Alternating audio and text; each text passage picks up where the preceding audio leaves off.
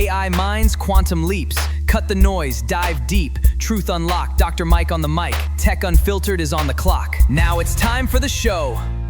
64, 87, 34. Those three numbers capture both the promise and the risk of artificial intelligence giving financial advice. I'm Dr. Mike, and today we're looking at a new working paper from German researchers.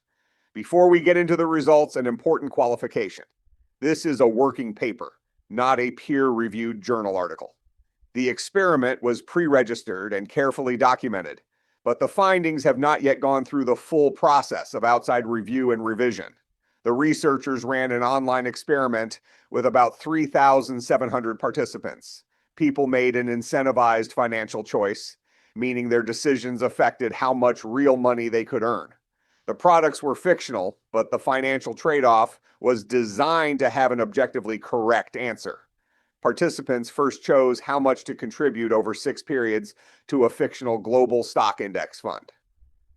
Any money they didn't invest remained in a fictional savings account. They then chose between 2 fictional providers offering funds that tracked the same index and held the same investments. The only difference was the fee structure. One provider charged a lower flat commission for each order. The other charged a lower percentage management fee. At first, that sounds like a reasonable trade-off. But after each participant had chosen a contribution amount, one provider would leave that person with more money in every simulated market path. Economists call the inferior option strictly dominated. In plain language, there was no possible outcome in the experiment in which that option was better. Most real financial decisions are not this clean. The right choice can depend on age, taxes, risk tolerance, time horizon, family needs, and everything else you own. The researchers deliberately removed those uncertainties so they could measure whether advice changed an objectively better choice. That design gives the experiment clarity, but it also limits how broadly we should generalize. Real products are messier. The correct answer may be disputed, and misleading guidance may be harder to recognize when no simple mathematical benchmark exists. This matters beyond a laboratory task. Insurance, mortgages, brokerage accounts, and phone plans often combine several kinds of fees. A person can easily focus on the attractive number while missing the cost that matters most. Now to those 3 results. Without advice, 64% of participants chose the better provider. More than 1/3 selected the inferior deal on their own. The researchers then introduced a chatbot using GPT-5 Mini. It appeared to be a neutral advisor. Participants had to send at least 1 message and could send as many as 10. Behind the scenes, the bot was randomly instructed to promote one of the 2 providers. Sometimes it promoted the better option, sometimes it promoted the strictly dominated one. When the bot promoted the better provider, the share making the correct choice rose from 64% to 87%. That is a substantial benefit. When the same model promoted the dominated provider, the correct choice rate fell from 64% to 34%. In other words, roughly 2/3 of the participants were persuaded to choose the option that was worse in every simulated outcome. The model's own ability to solve the problem makes that result especially important. In a separate check, the researchers removed the promotional instruction and asked the model which provider was optimal. It answered correctly in 99% of 1,000 sampled cases. The model generally understood the math. The harmful advice appeared when it was given the wrong objective. This was not simply a chatbot making a random mistake. It was a capable system following an instruction to steer the user. The researchers also tested whether disclosure would protect people. In one version, the chatbot was described as coming from the participant's bank. Participants were told that the bank could receive a bonus depending on their choice. That warning did not measurably reduce the bot's influence. Results for the neutral frame bot and the bank frame bot were statistically similar in both directions. There is an important limitation here. The disclosure said that the bank could benefit, but it did not identify which choice triggered the bonus or how large the bonus might be.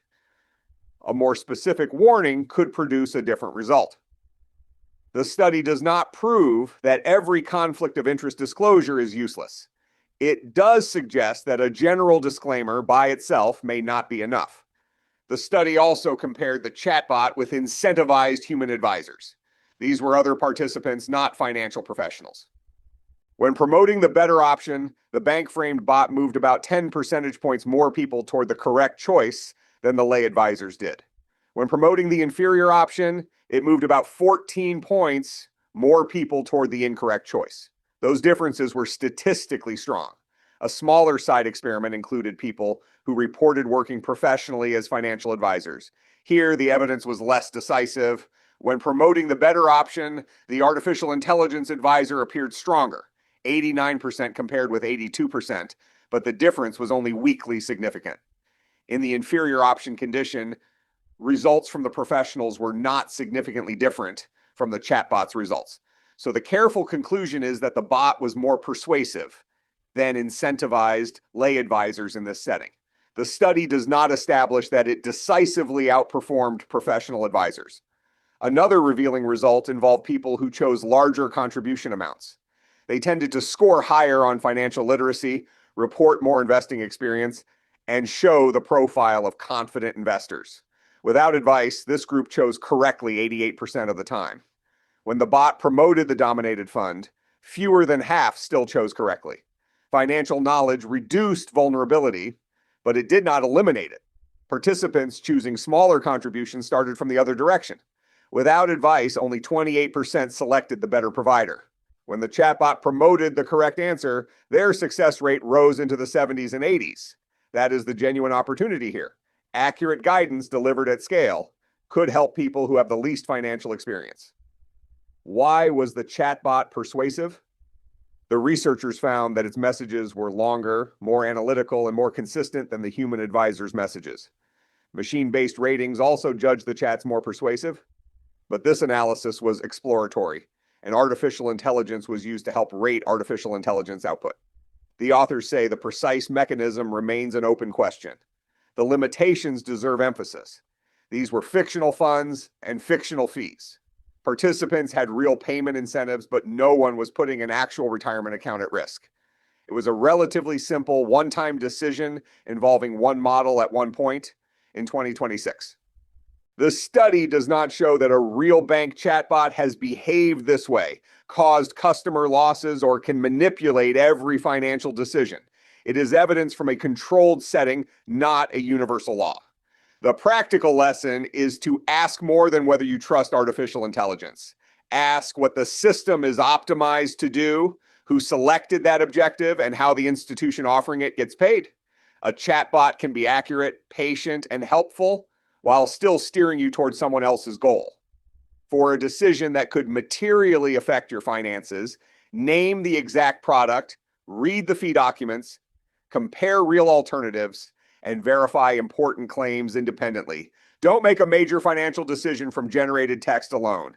Investor protection agencies, including FINRA and the Securities and Exchange Commission, have also urged people to verify artificial intelligence investment information and watch for conflicts and fraud. This is not financial advice. It is a reminder that the most concerning system may not be one that cannot solve the problem. It may be one that solves the problem correctly and then argues for a different answer, because that is the objective it was given. I'm Dr. Mike. Thanks for listening, and I'll see you in the next one.